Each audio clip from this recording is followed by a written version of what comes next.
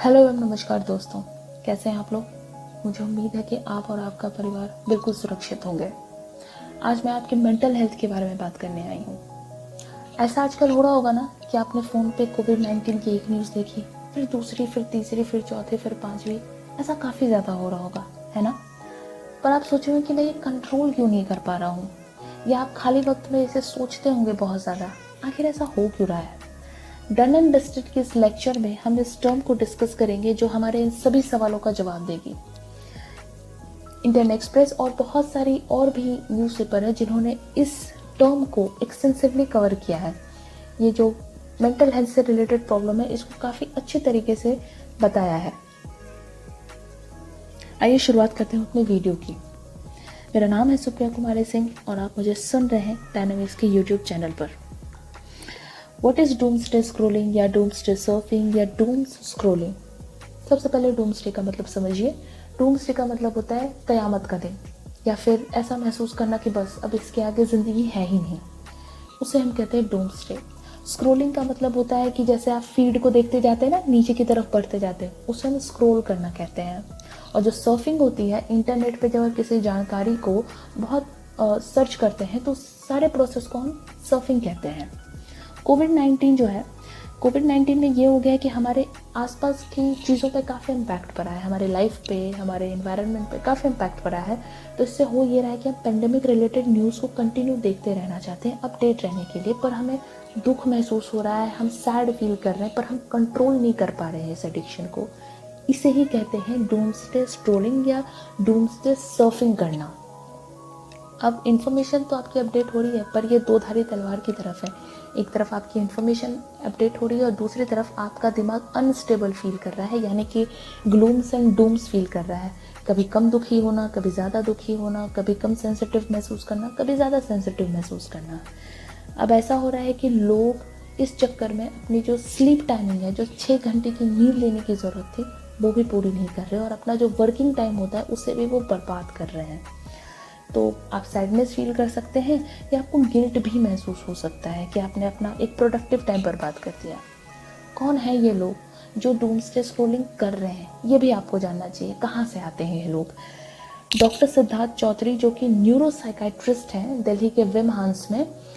विमहांस एक संस्थान है जो कि मेंटल हेल्थ पे रिसर्च करती है, ठीक है। तो उन्होंने ये बात बोली कि जो डिफरेंट एज के लोग हैं उनके पास डिफरेंट रीज़न है सोशल मीडिया का इस्तेमाल करने के लिए। जैसे कि 15 से 30 साल के जो लोग हैं वो इस वक्त इसका इस्तेमाल हेल्प सीख करने के लिए, यानी कि हेल्प खोजने के लिए कर रहे हैं, या किसी को ये बताने के लिए कि हाँ यहाँ ऑक्सीजन अवेलेबल है, यहाँ रिसोर्स अवेलेबल है जो आपको चाहिए। जो 30 से 45 साल के लोग हैं वो मोस्टली ब्लेम करने के लिए इसका इस्तेमाल कर रहे हैं कि सरकार ने ये कर दिया तो स्टेट गवर्नमेंट ने ये गड़बड़ी कर दी। और जो सीनियर एज के लोग हैं वो इसका इस्तेमाल पॉजिटिविटी फैलाने के लिए, स्पिरिचुअलिटी फैलाने के लिए, या फिर पॉजिटिविटी और स्पिरिचुअलिटी खोजने के लिए कर रहे हैं। तो अलग अलग एज हैं और अलग अलग लोग हैं और अलग अलग चीज़ों के लिए वो डूम्सडे स्क्रोलिंग का इस्तेमाल कर रहे हैं। हम ये जान तो रहे हैं कि हम इसका इम्पैक्ट क्या महसूस कर रहे हैं, हम ये समझ पा रहे हैं, बट हम खुद को रोक क्यों नहीं पा रहे हैं, क्योंकि ये हमारे बिहेवियर में आ चुका है। बिहेवियर में जो एक एडिक्शन हमारी हो गई है ना, इस वजह से हम इस चीज़ को कंट्रोल नहीं कर पा रहे हैं, क्योंकि डोपामिन का जो रश होता है ना, वो सबसे बड़ा कारण होता है कि हम किसी एडिक्शन के प्रति झुकाव महसूस करते हैं। पॉजिटिव और नेगेटिव दोनों न्यूज़ ही डोपामिन को बढ़ाने में काफ़ी मदद करती है।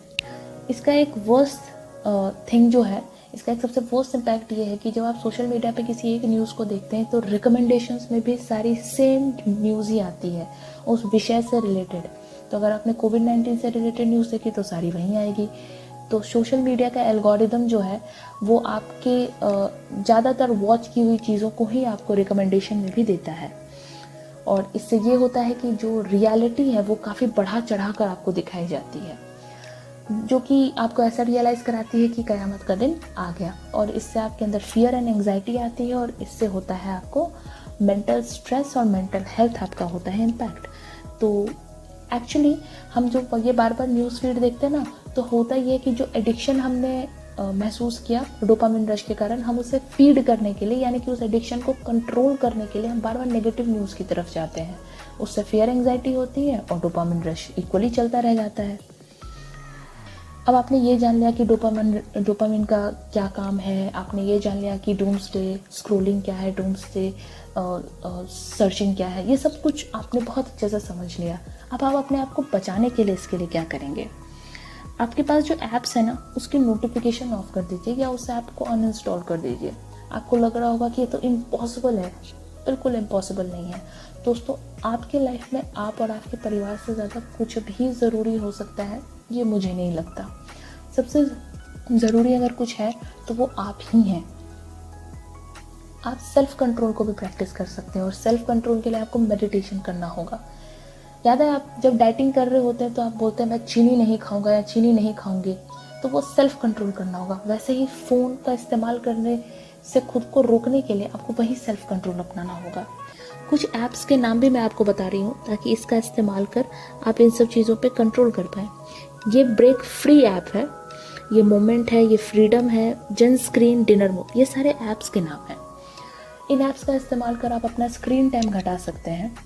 5 मिनट के कंट्रोल से शुरू कीजिए कि मैं 5 मिनट के लिए इस्तेमाल नहीं करूँगा या करूँगी, उसके बाद आप 5 आवर तक आराम से चले जाएंगे। दोस्तों, ये जानकारी आपको अगर इम्पॉर्टेंट लगी हो, आपको लग रहा हो किसी दोस्त को या फैमिली मेम्बर्स को इसकी ज़रूरत हो, तो डेफिनेटली शेयर करें। इससे आप उनकी मदद कर पाएंगे। और अगर आपको जानकारी पसंद आई हो तो ये मेरा टेलीग्राम चैनल है, आप मुझे वहाँ फॉलो कर सकते हैं। मैं ऐसी और भी वीडियोस आपके लिए लेकर आऊँगी। डायनामिक्स पे आने के लिए बहुत बहुत शुक्रिया। फॉलो करते रहें, सब्सक्राइब ज़रूर करें। Thank you.